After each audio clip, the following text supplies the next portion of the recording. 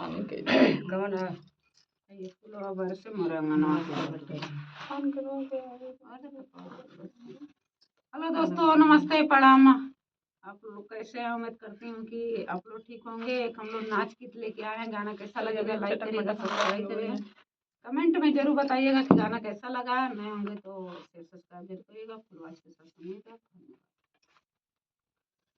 फुलवा बरसे मोरे आंगनवा के बटोरिया नदी, फुलवा बरसे मोरे आंगनवा के बटोरिया नदी, के बटोरिया नदी, के बटोरिया नदी, फुलवा बरसे मोरे आंगनवा के बटोरिया नदी, फुलवा बरसे मोरे आंगनवा के बटोरिया नदी। 4 महीना गर्मी के दिनवा, 4 महीना बाट गर्मी के दिनवा, के डोलैया ना नदी, के डोलैया ना नदी, हमरे सैया बिन बेनियावा के डोलैया ना नदी, हमरे सैया बिन बेनियावा के डोलैया ना नदी। फुलवा बरसे मोरे आंगनवा के बटोरिया ना नदी, फुलवा बरसे मोरे आंगनवा के बटोरिया ना नदी, के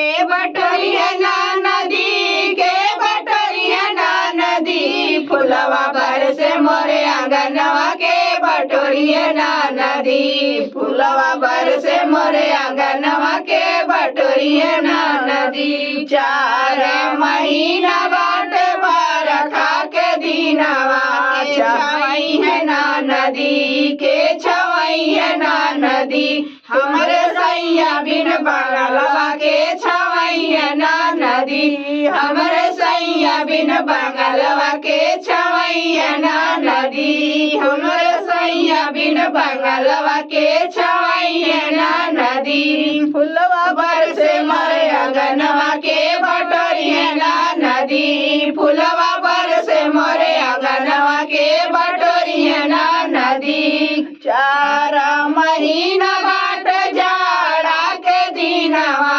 4 महीना बाट जाड़ा के दिनवा, के ओढ़ई है ना नदी, के ओढ़ई है ना नदी, हमरे सैया बिन रजैया के ओढ़ई है ना नदी, हमरे सैया बिन रजैया के ओढ़ई है ना नदी, हमरे सैया बिन रजैया के ओढ़ई है ना नदी। फुलवा बरसे मोरे आंगनवा के बटोरिया ना नदी, फुलवा बरसे मोरे आंगनवा के बटोरिया ना नदी।